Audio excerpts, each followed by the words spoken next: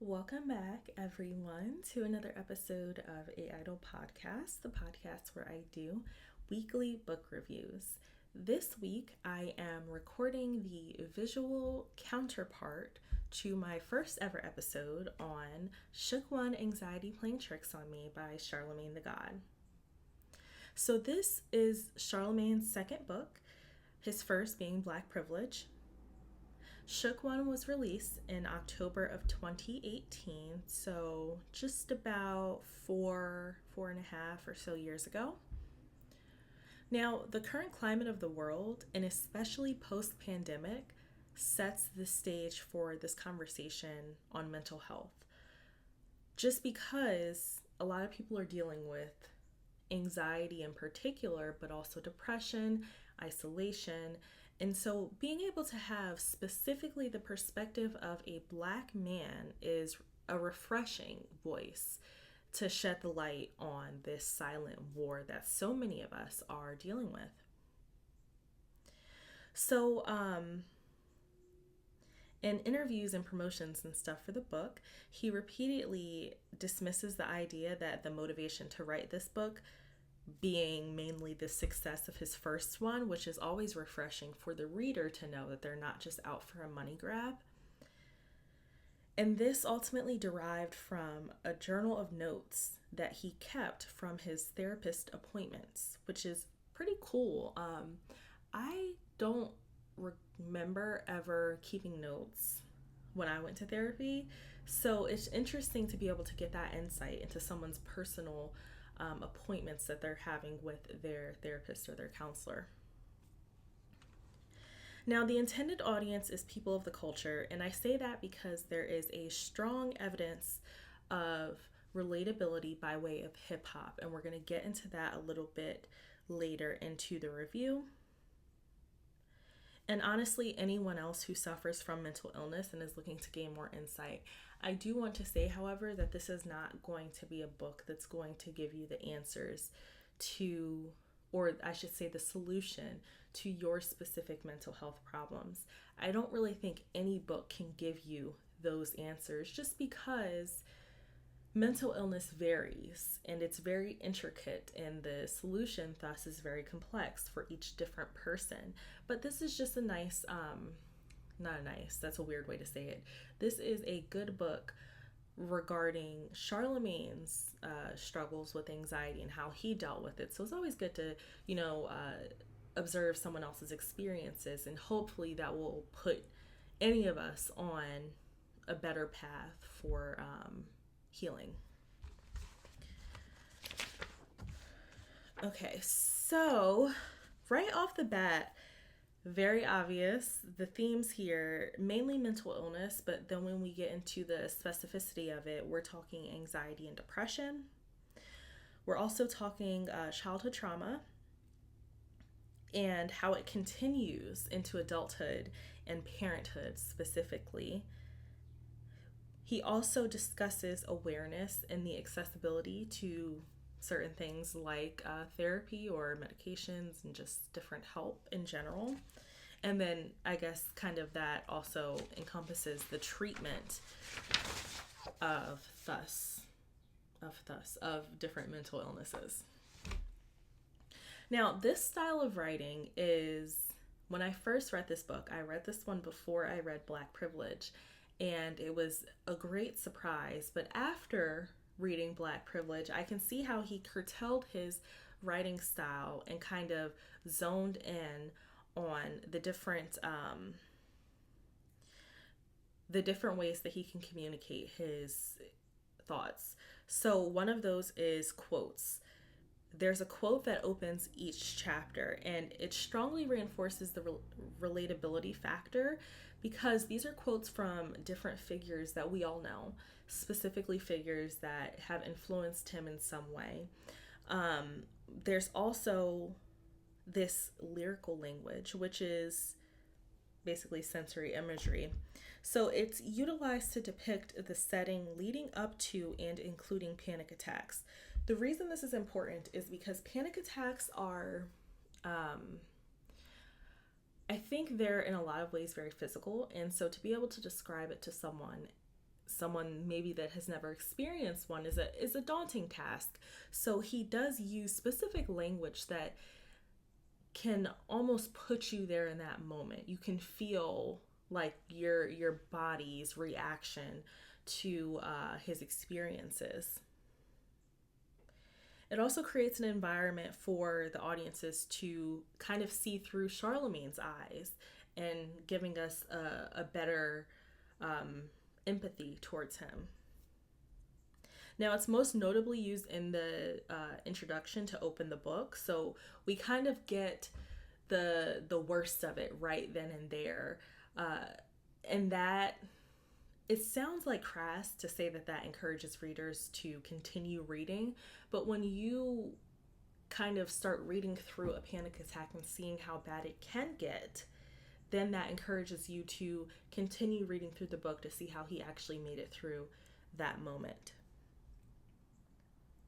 Now, we also have a few flashbacks here. So this is typically paired with the sensory image language. So if he's had a panic attack in the past, or if he's had a particularly tough night dealing with his anxiety, he reflects on it and he also uses that specific language. These flashbacks also mark the impactful events that he has identified as contributing to the person that he is today. So we all have those moments where we look back and say, this was a defining moment, good or bad. Because this book is about his struggles with mental illness, we're looking back on those moments where he felt, he struggled the most, or maybe he learned the most. And I think also it paints a very interesting picture of his relationship with his father. I've listened to The Breakfast Club for a while, probably now, almost 10 years. I think I started around like 2014 or so.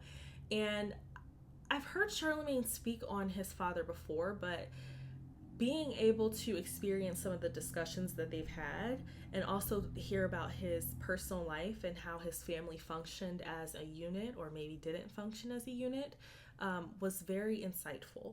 So that's something I didn't think that I would get out of this, but being that the relationships that we have with our immediate family members often are either the catalyst for mental illness, or they're the relationships that get broken up because of our mental illness, it makes a lot of sense why that was influence in this book as well. And lastly, when we're talking about style of writing, we also just generally get this personal reflection. So this narrative style provides a unique insight into Charlamagne's mind, and it creates an intimacy regarding the intersectionality of Blackness, masculinity, and fame.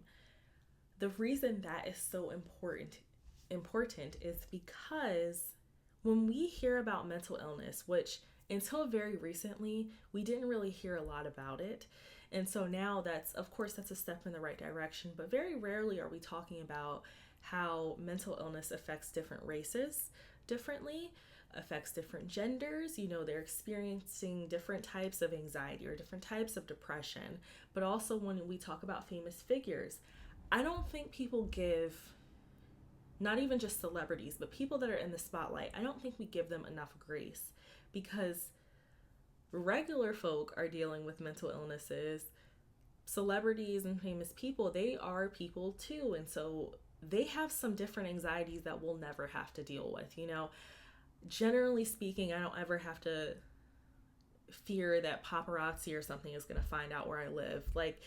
So that adds on a different layer. So being able to have a Black man and a Black famous man discuss his bout with anxiety is very important for that reason, that it's kind of underrepresented when we talk about mental health as a whole. So,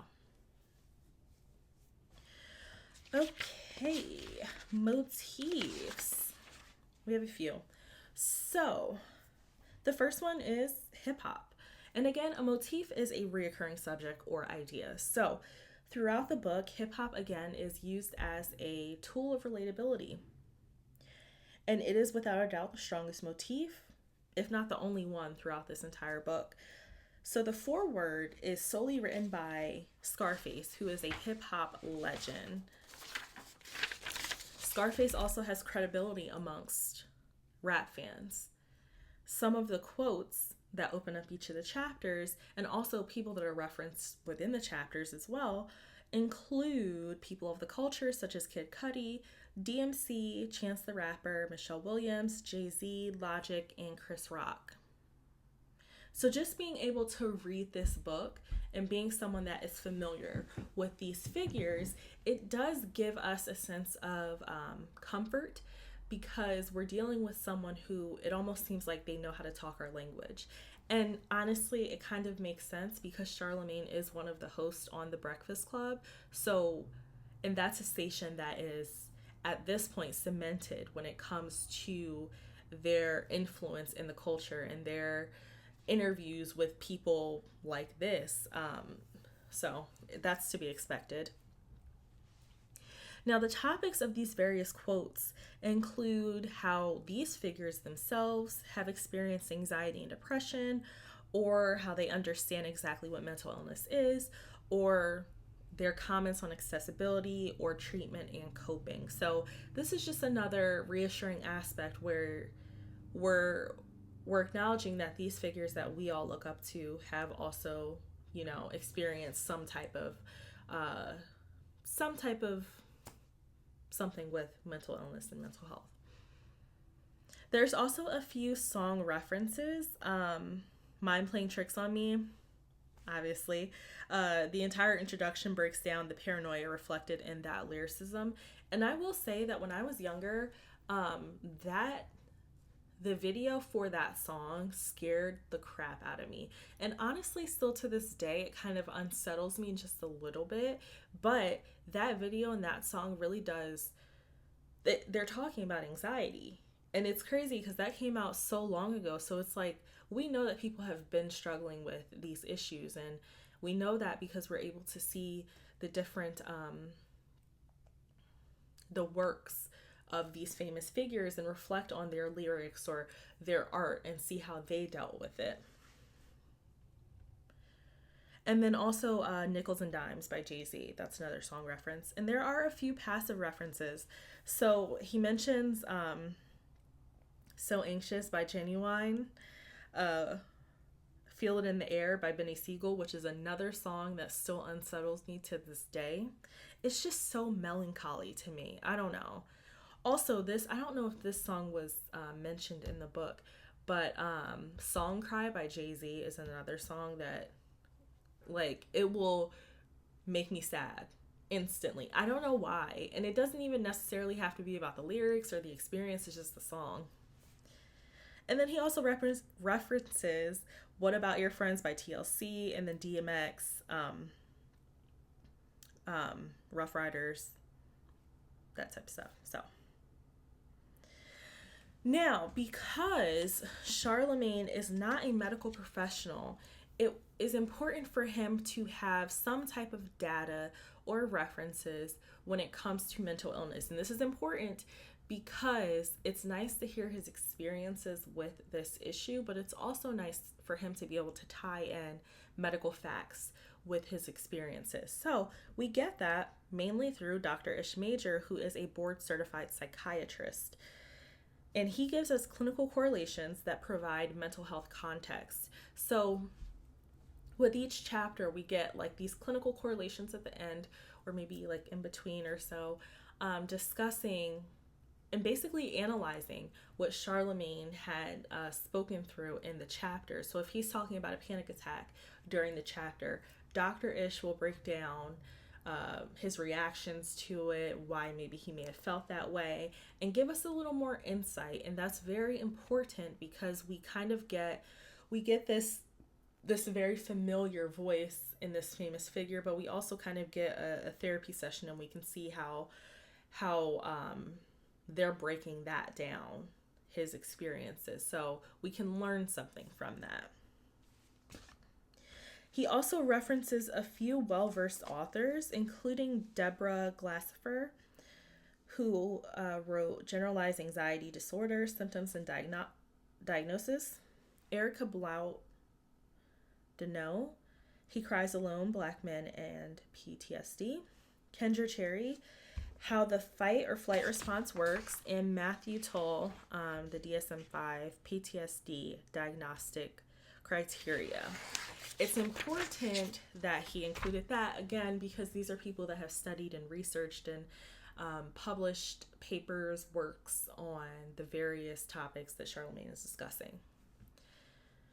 And I always like to see other authors referenced in a book, because then it gives me the feeling that, okay, I can go and just, I guess, check to make sure this information is accurate. Or if I just want more information on a specific topic, then I already have a direction where I can go. And then lastly, he discusses a few respected and related organizations, including the American Heart Association, the National Institute of Health, and the National Institute of Mental Health, and then also Psychology Today. So again, that gives us further, I don't know the word, further,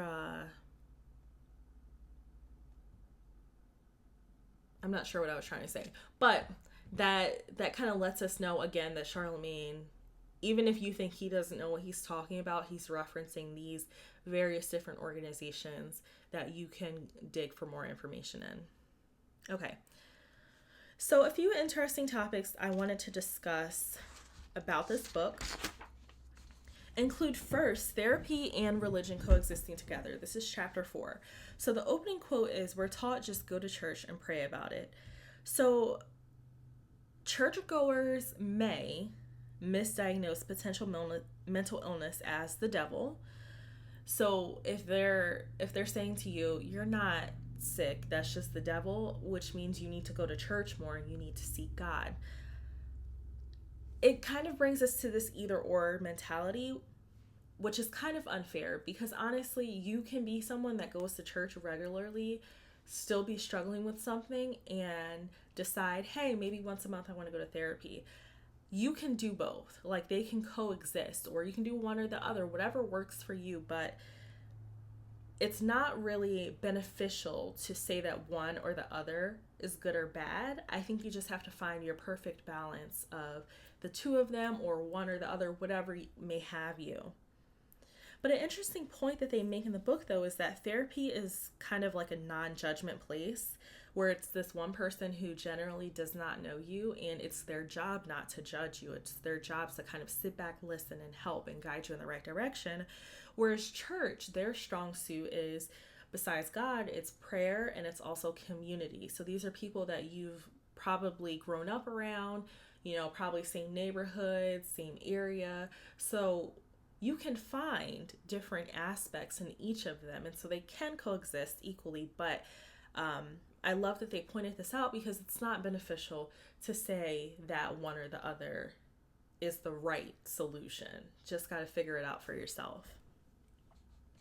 Chapter 2 talks about social media and mental illness.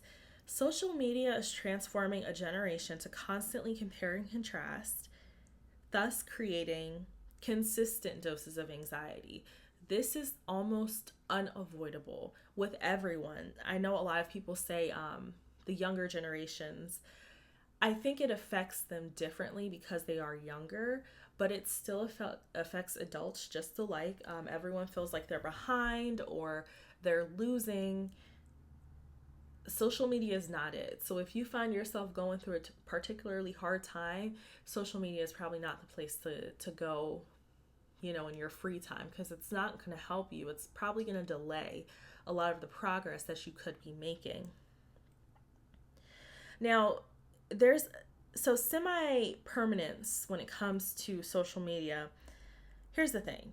You can be teased and harassed about something for forever. The internet never forgets. So if someone posts something on Instagram, you may be the trending topic for the day, but give it a few months or a few years, and God forbid you accomplish something very big and you get a certain level of success, that they're going to bring that embarrassing or hurtful moment right back around. It's that alone, that gives me anxiety, where it's like, And then we can get into the conversation on cancel culture and how people just never forget generally. And that's tough. That's tough for kids that do dumb things and videotape dumb things and put them on the internet for people to see. So it's like you're never going to escape your mistakes or your terrible situations when it comes to the internet and social media. Another quote that Charlamagne says so much on the radio that I know it by heart is, no one cares about the truth when the lie is more entertaining. So lies, especially juicy ones, spread much faster than, the truth, because the truth is usually boring. And this may probably apply more to famous figures than it does to us regular people, but that's still very true. There's not a lot of fact checking. They may try on Twitter or Facebook, but you can just make something up and anything can go viral. So, unfortunately. And lastly, I want to say when it comes to social media, you cannot and you will not ever win against trolls. There are groups of people, thousands, millions probably, of people who make accounts that are not real. It's not under their real name, but they make them just to spread dissension amongst everyone or just to spread hate. And this has been proven, so this is real. There's no need to try to explain yourself to people on social media, even though it's difficult, especially if you're someone who deals with anxiety and you just kind of want to put the truth out there and defend yourself. It's not going to make a difference, because you can maybe convince one person that you're telling the truth, but there's going to be 10,000 more that for whatever reason want you to, just be completely miserable. So, okay, another interesting topic is, these terms, this is actually very good. So in chapter 4, we talk about psychiatrists versus psychologists versus counselors. So I'm going to give you the definition for each and generally speaking what they usually do. Psychiatrists are medical doctors, which is MD. They are trained as a practitioner and they specialize in psychiatry. They went to college, they went to medical school, and they had residency, which is important because residency basically means you either just, I don't know if that means you kind of like intern for another doctor or if you follow them around or something like that, but it's something along those lines. So you have experience in the field. Now, they basically work to restore your brain balance generally, and the disorders that they can treat are depression, anxiety, PTSD, bipolar disorder, schizophrenia, and ADHD. Now, psychologists, are also medical doctors. They generally go to college, graduate school, and doctoral degree programs. They are masters of behavior, and they're probably better for therapy. And their function is to break down patterns and dysfunction behavior. Now, counselors are licensed to perform therapy, and they generally go to college and graduate school, but they're not as specialized. So that's important for someone who may, let's say already you've been diagnosed with what you have. And so you can pick between these three to see which one can give you what exactly you need. Okay, next, childhood trauma. So this is interesting. So he talks a lot about the relationship that his parents had, but also the relationships that he had with his parents and his experience with his parents' divorce, including his father's cheating. So this experience led him on the path of unfaithfulness with his wife, which we can see how these patterns of dysfunction follow us from childhood to adulthood. So even if you're just witnessing, something, you can see how you'll then, not even knowingly, you just start engaging in that behavior. And then from there, you just grow into a dysfunctional adult. Now, his relationship with his father was quite tense. There were a few moments in there where he discussed just his feelings towards his father and how that relationship shaped him as a man. Now, I like this quote from Dr. Ish. He says, if your parents had been the parents you wanted them to be, you wouldn't be the person that you need to be. You probably wouldn't be here if your parents had been the people that you wanted them to be. So that's an interesting quote. Just to remember, it's kind of hard sometimes to remember that like our parents are actual people too. They have lives and they have flaws and faults as well. So that was a nice topic to cover here, and it was interesting just to see the relationship that Charlamagne had with his parents. Last interesting topic. In chapter 5, he talks about survivor's guilt. Now, this is interesting because personally, I know I'm going to be successful, and I always wonder like how much of my success I will be like sharing with the people around me. And it's like, do you owe your family members or your friends or your close circle a piece of your success? And I liked how he talked about, this was interesting. I keep saying interesting, but he talked about how a relative, I guess, asked him for money for summer camp for their child. So this is not like a frivolous thing. This is, the child wants to go to summer camp, whatever. And he was like, okay, I can give them the money or I can just buy this expensive costume. I think he said, he might not have said this in the book, but I think it was like an Iron Man suit. So it's just like a fun thing for him. That's a hobby. And he was talking to his wife about it because he was feeling bad. He was like, I should, give this money to them. It's for the kids' camp, and it's not like I need this suit. And his wife was like, get the suit because it's your success. You're allowed to use it to however you want, really. You don't owe anyone anything. So that's an interesting conversation. I don't think I can really partake in it now because I haven't reached the top yet. But, because I've always thought of survivor's guilt like in association with the streets. And I'm not from the streets, so I didn't feel like I would ever have to deal with that. But this is nice to frame it in terms of success and how much guilt that you should really saddle yourself with when it comes to you accomplishing your goals. So, all right, so that's it pretty much. My review, I liked it. This is definitely a reread. All of the reviews that I saw online and stuff were pretty good. So the only negative ones that I saw, and negative in quotation marks, were people that were generally disappointed that there wasn't a specific formula for the solution to mental illness, which again, I don't think that formula exists because it varies for each individual person and each individual illness that they're dealing with. So, therapy and medication are discussed, church is discussed, but I think that you really need to find the perfect combination for yourself and go from there. Another common bad review. There's not a lot of these, but of the ones I saw, there was a general way that they were thinking.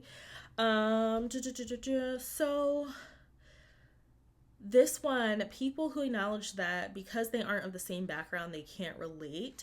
So like I said, hip hop is a big part of this book. So maybe if you're not a hip hop fan, you might not understand a lot of what's going on, or you might not just be able to get into it because you don't like hip hop that much, which is okay. Relatability in hip hop played a large role in drawing the audience, which is the audience that generally follows Charlamagne anyway.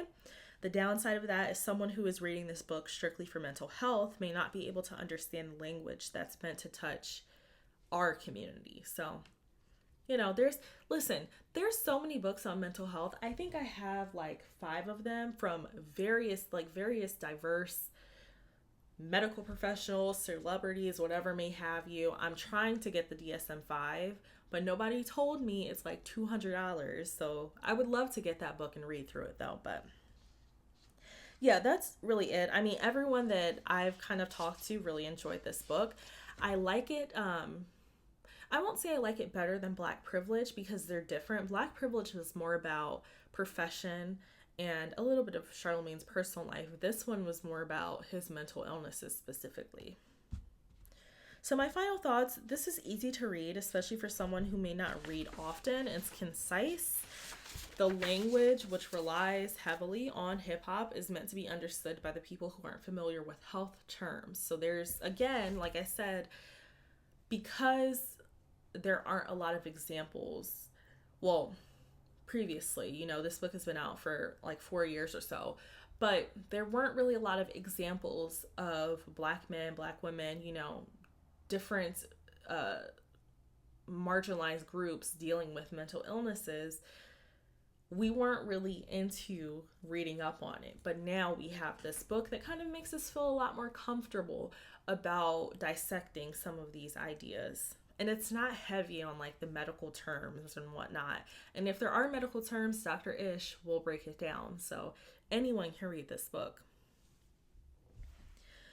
I think the only takeaway I have from this is that Charlamagne is a really good author. I'm looking forward to his next few books. I know he said that he has 1 or 2 coming soon, but just judging off of his jump from Black privilege to this, he knows how to write and how to write to pull people in. So I'm excited for the next one, and I really enjoyed this book for what it was, and that was his dealings with mental illness. So yeah, everyone should go out and read this.